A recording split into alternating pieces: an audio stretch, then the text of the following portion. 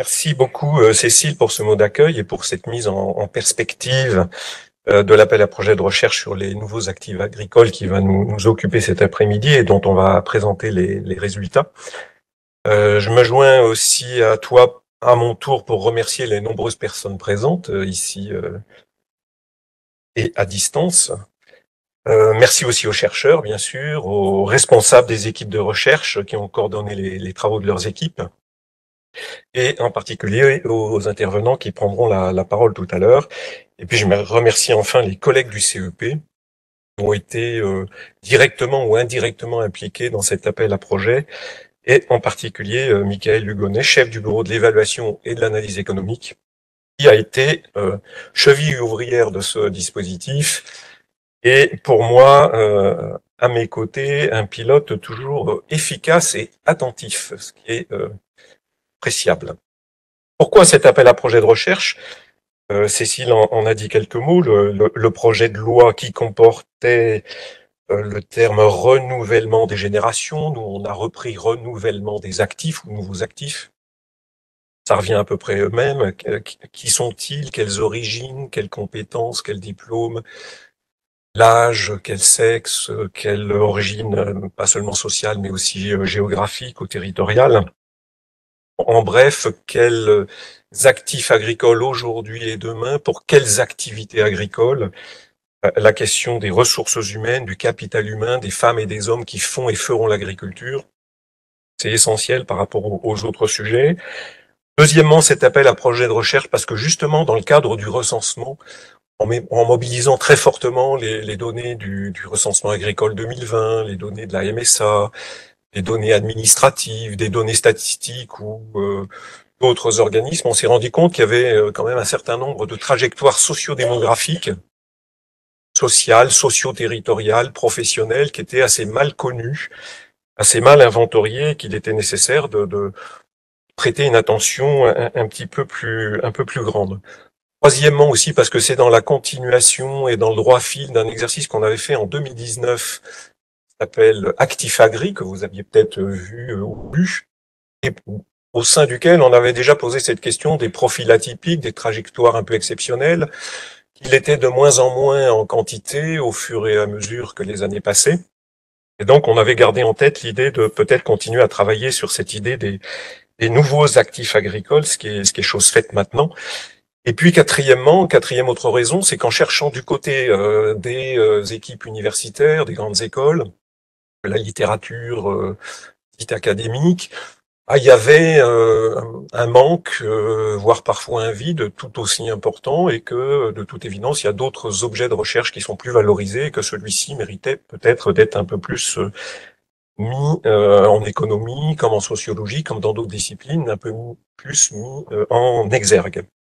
Et finalement, quand on a comme ça le sentiment qu'on manque de connaissances, qu'on manque de savoir sur un sujet donné, qui devient un enjeu d'actualité ou un enjeu d'action publique, l'appel à projet de recherche, pour reprendre le titre de l'outil qu'on va discuter aujourd'hui, c'est un bon instrument pour aller chercher dans des équipes, en les finançant partiellement sur tel ou tel programme, des morceaux de connaissances qui nous font défaut et qui vont nous être utiles dans l'élaboration de l'action publique. Et c'est comme ça qu'avec un appel à projet de recherche, on peut orienter, sans encadrer, mais orienter des éléments de recherche, des éléments d'équipe de chercheurs pour essayer d'avoir des réponses à des questions qu'on se pose au sein de la sphère publique. Alors, comment on a procédé? Juste quelques rappels pour pas être trop long, mais quand même pour vous expliquer le cheminement jusqu'à aujourd'hui. Cécile a dit tout à l'heure que ça faisait 1 an et demi, ça fait, oui, une grosse année et demie qu'on a commencé à réfléchir à ce sujet. On a rédigé une note de cadrage qui mettait en exergue les principaux points qu'on voulait voir travailler.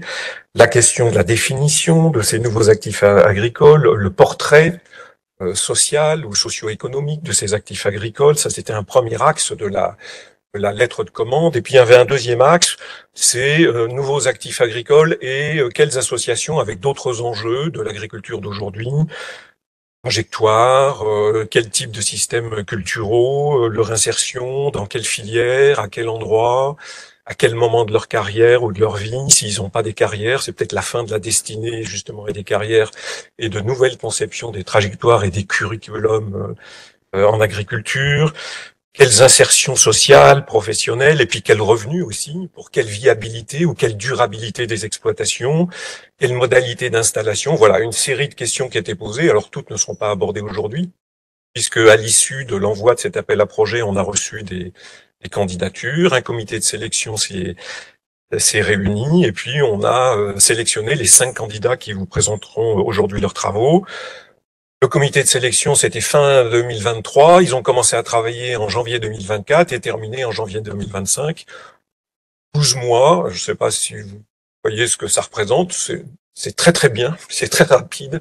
Et je remercie encore les équipes pour la vitesse, l'efficacité et la célérité avec lesquelles elles ont accompli les travaux sur lesquels on s'était mis d'accord. Voilà.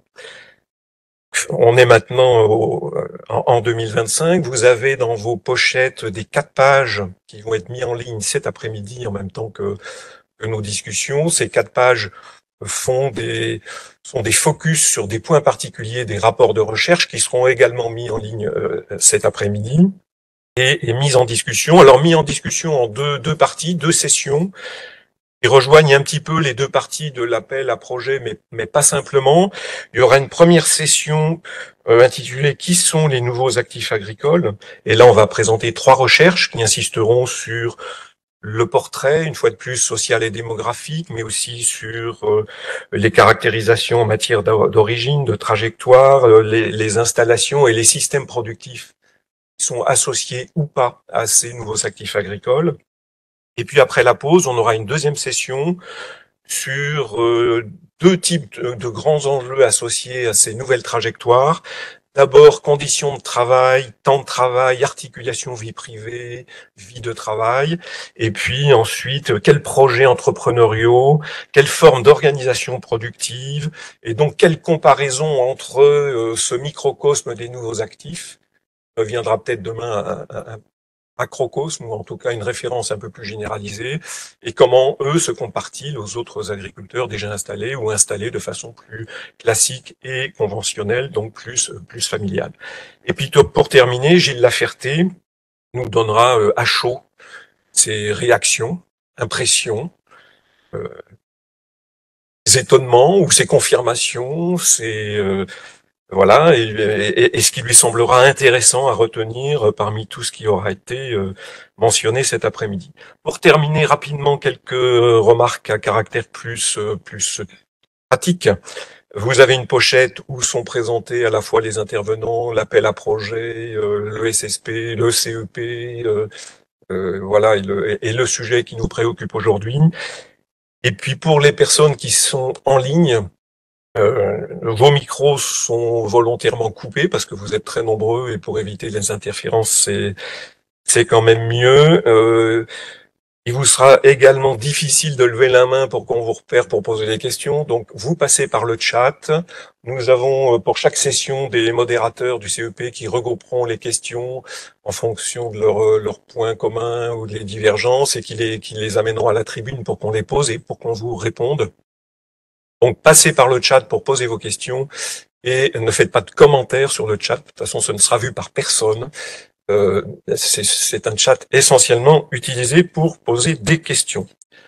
Sans plus tarder, on va commencer la première session et donc j'appelle à s'installer à la tribune Caroline Mazot, Daniele Inda et Adeline Bouvard.